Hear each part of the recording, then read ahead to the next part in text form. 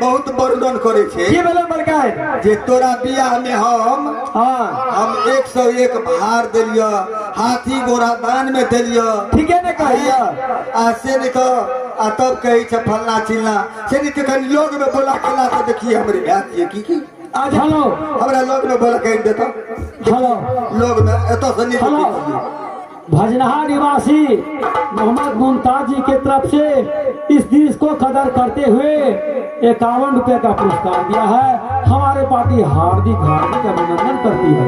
आयो आयो मुसाफिर हमरा मलकन का बुझलिए आय के मारा पौने पकड़ लड़के नहीं चिन्ह या बुझलिए तेरो आ के लग में बजे लगे चलू तो अच्छा ठीक है चलो चलो। हे नारी तब तक तू यहीं बैठो, हम जा रहे इसके दरबार में, हमें बुलाया है, तुरंत मिल के हम वापस आ जाएंगे नारी। स्वामीनाथ अपनी जल्दी आ जाएंगे।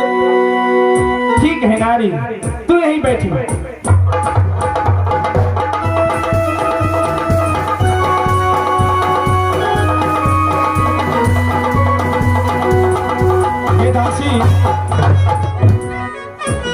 अब तो पहुंच चुका हूँ मलकान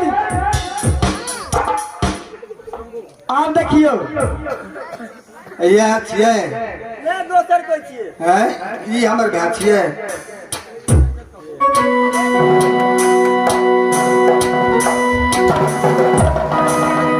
बोले छे कि यह भाई छिए हम भाई के नहीं चिन्हे छिए एक पेट के जन्म लबे तकरा नहीं चिन्हबे हे बच्चे अखनी को कहै छी जे आही के भाई छी लेकिन हम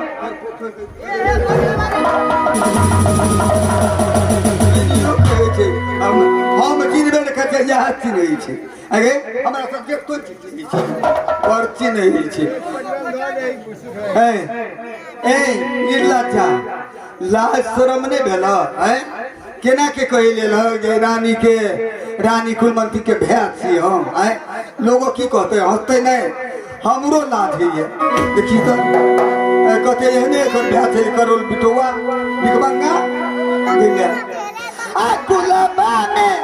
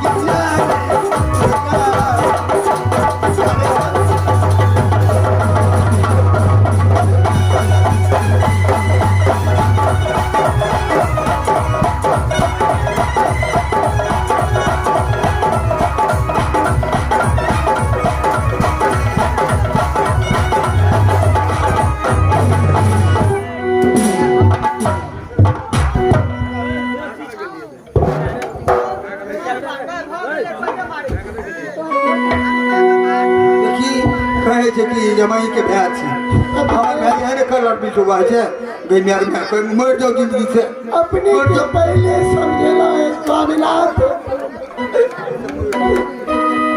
ये विपत के घड़ी में सिर्फ जंगल चलो पतिदेव मरने के मार खाए के लेल स्वामीनाथ। विपत्ति के माला विपत्ति माला आएगा।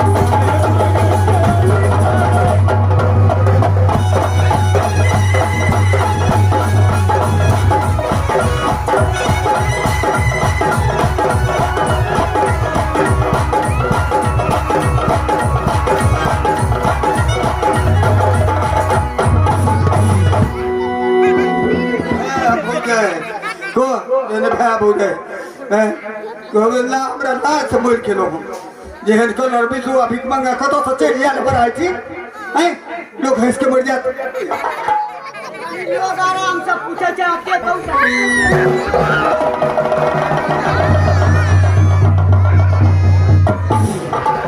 आराम से पूछे छै आराम आराम के भी छै के ना नाम आराम के दो से हाथ और नहीं करना के न भगत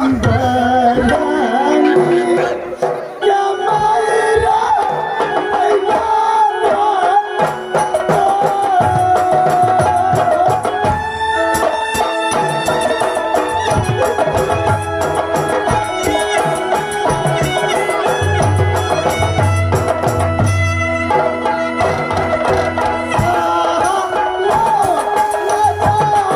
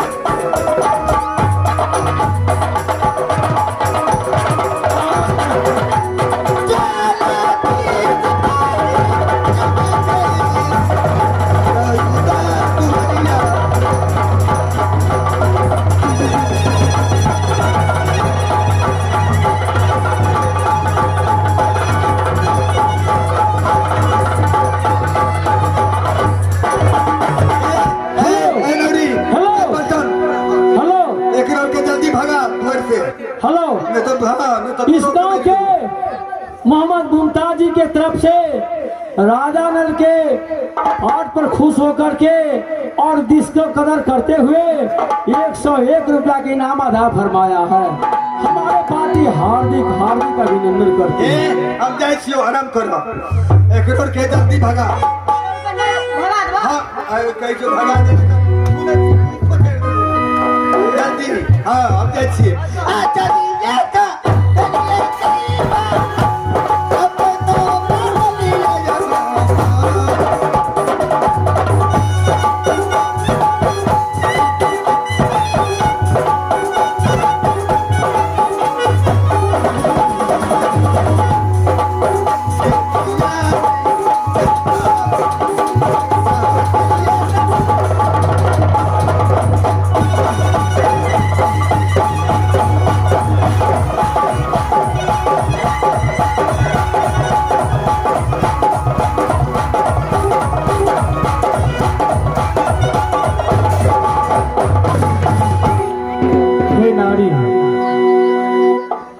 यहाँ तो आना भी बेकार हो गया है नारी।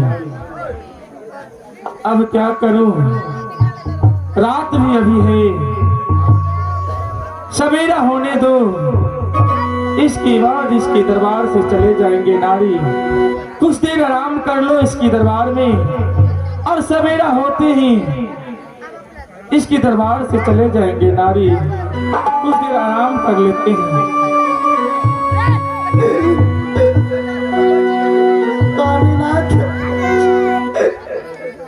पहले आप आके मना के लाओ पतिदेव कि बहन के दरबार में नहीं जाओ स्वामीनाथ, अपने सब जंगल चलो, फल फूल चुन का गुजर कर है पतिदेव। हमारे बात के अपनी नहीं मन लो स्वामीनाथ, आए बरनी की मार स्वामीनाथ। नित्य दिन जरोखा पर बैठा वाली सुकुमारी रानी पतिदेव आए बहन ननद के दरबार में बरनी खर्रा की मार खिलाओ स्वामीनाथ। पतिदेव दीपाती मोतारिया